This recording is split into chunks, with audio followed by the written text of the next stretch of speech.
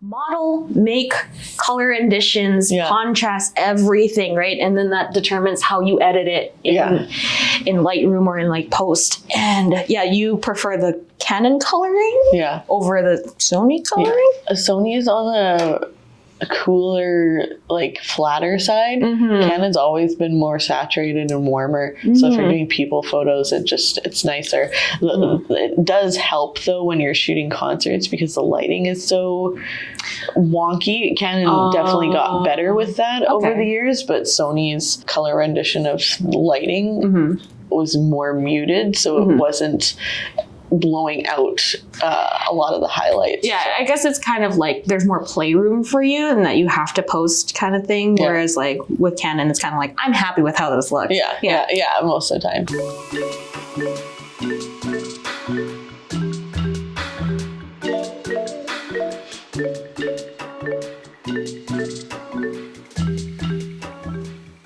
Everybody, thanks for joining us on another episode of It Was F8, brought to you by John's Photo, where we talk to your local photographers, get to know them a little bit better. I'm your host, Jess Loso, and today we are joined by Joey. Hi. Hey, how's it going? Thanks for coming in. Yeah, thanks for having me. Okay, well, I'm gonna ask you the first question. Sure. Tell us a little bit about yourself and how you got started in this industry. So my name is Joey Senft. I go by Senft Photography. I've been photographing for over 20 years. I got started in the industry when I was in high school. Our high school had a lot of bands in it, and a lot of my friends were in the bands, and really I was just capturing the moments with my friends, enjoying the photographs with them, and I just kept up with it. I enjoyed photographing them in bands and just kept going with it and going to all the shows and really enjoyed it. So I kept with it. Well, I guess that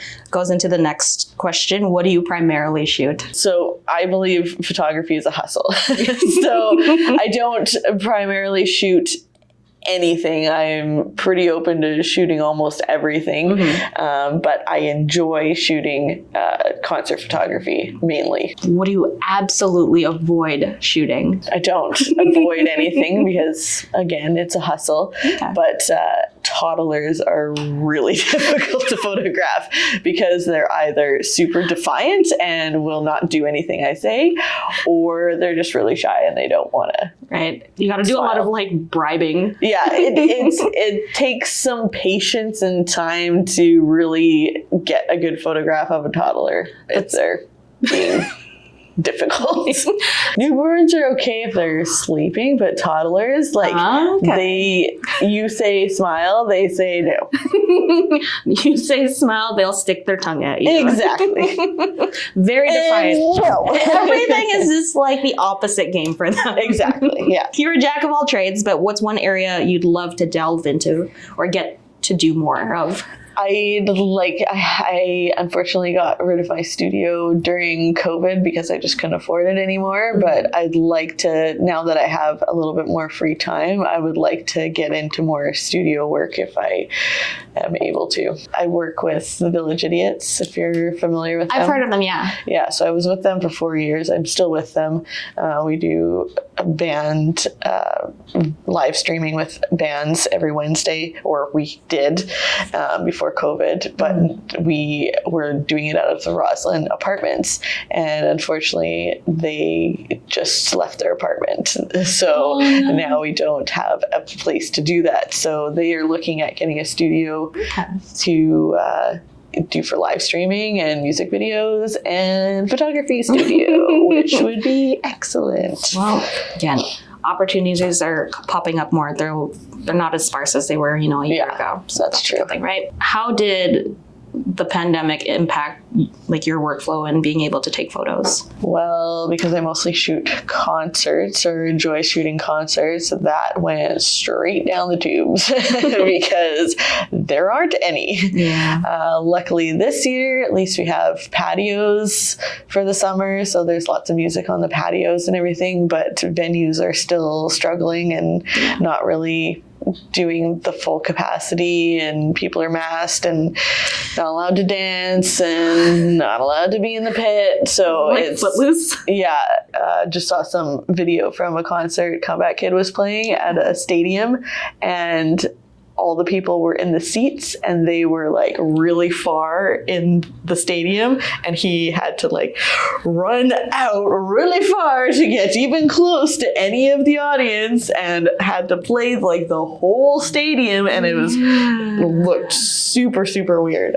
It's like, hopefully I'll get back. Yeah, like the minimum is like, well, people want their live music, but it's just not to the same caliber as it was before the pandemic quite yet, right? Yeah, like it's just spaced out. Yeah, Not too huge, spaced out. Not huge crowds, right? Yeah. Because limited capacities, and yeah, people are still masked, right? So, Yeah. Did you get a chance to photograph anything fun over the summer? Well, last summer I kind of came up with this project that I was going to do to help musicians just for fun. It was a little project where it was musicians and their kids. So I went around and did little free photo shoots with musicians and their kids, because I know they're struggling. So it was just something that was just nice for them, and they didn't have to pay for it. So I thought that was kind of fun. That's super sweet. Yeah. Yeah. It was fun to see musicians with their kids, and the kids actually playing some instruments and stuff like that. It was cute. What was your first camera? It was a little point and shoot Minolta film camera back then, because digital was not a thing. So yeah, it was a little different back then. What's your go-to gear or favorite piece of equipment? At the moment, I am shooting with a Sony A7R III and my Canon 85 1.2 with the Sigma adapter on there, which is excellent always. When did you make that Sony jump? It was quite a few years ago, actually. I started with the A7S, and I really enjoyed it. It was a good camera, and Sony's just, I'm getting older, and Canon's pretty heavy.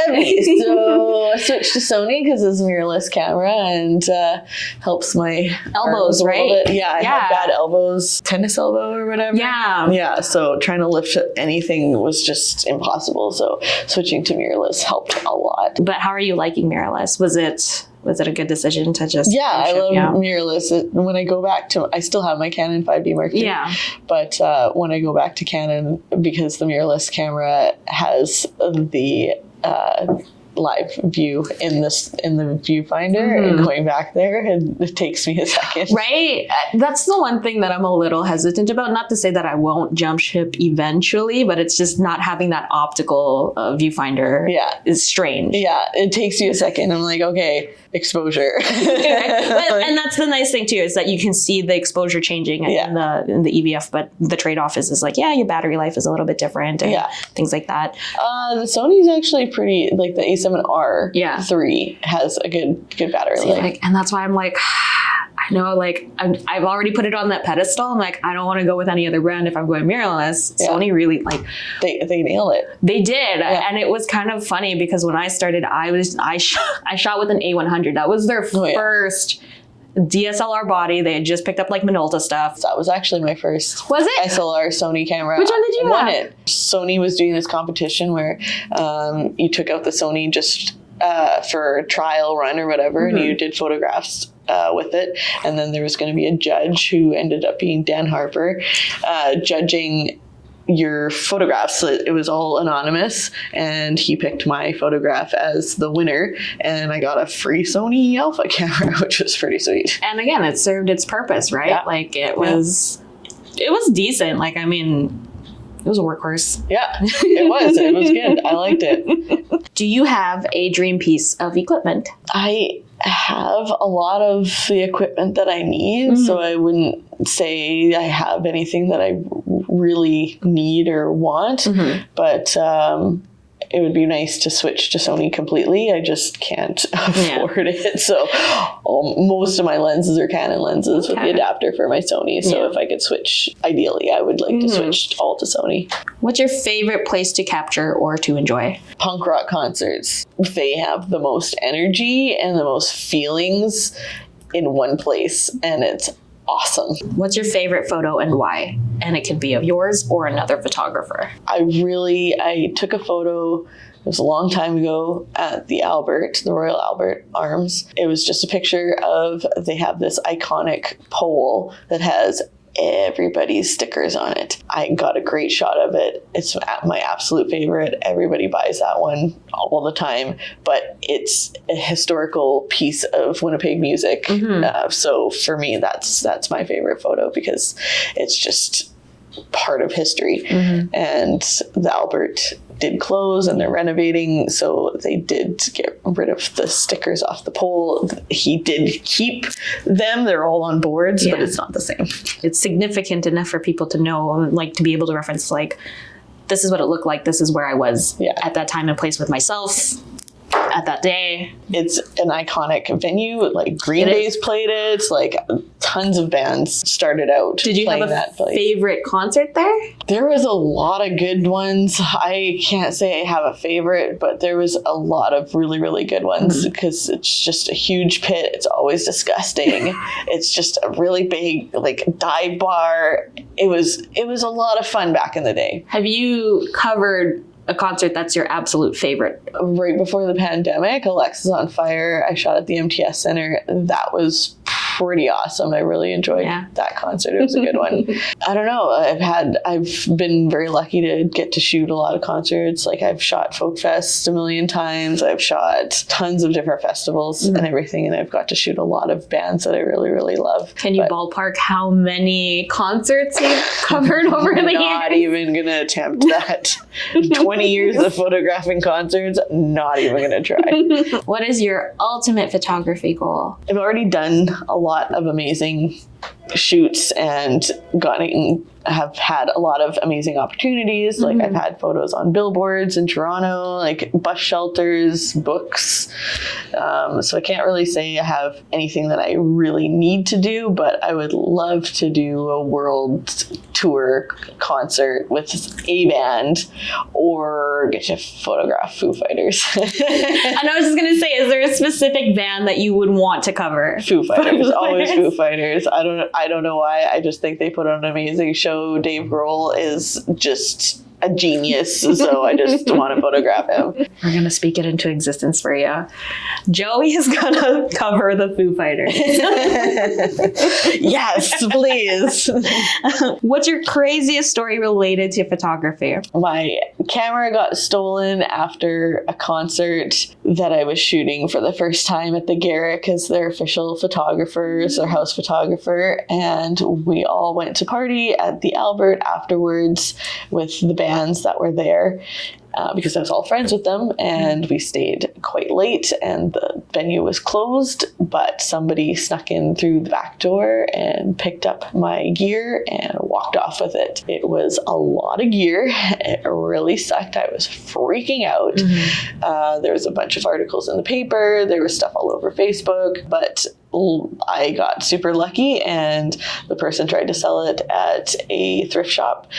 And the guy realized that it was stolen. My license had fallen out in the bag, which was very lucky. And he called me and said, I got your gear. And I got all my gear back in 3 days. I was more upset that I didn't have the pictures. Like I didn't care about the gear at all. It was more getting the photos that I had photographed. I'm like, I don't care about the gear. Just give me my memory cards back. That's all I want. It's not a big deal. We did run into some technical issues, so you will notice a difference in the audio quality.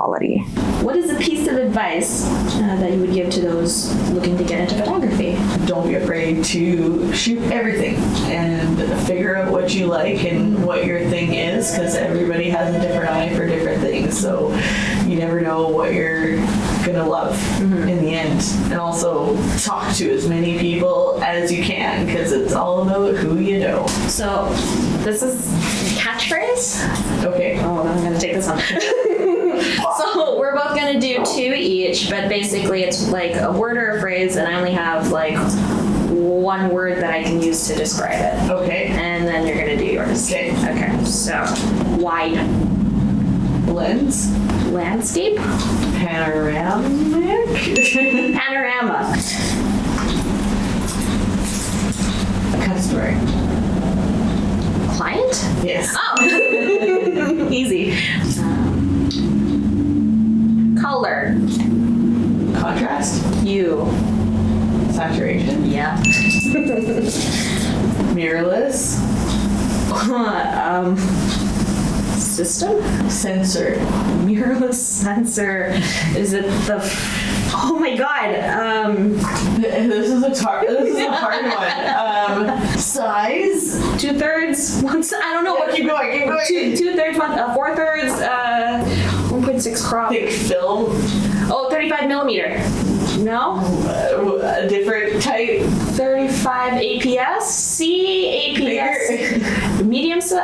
Medium format. Yeah.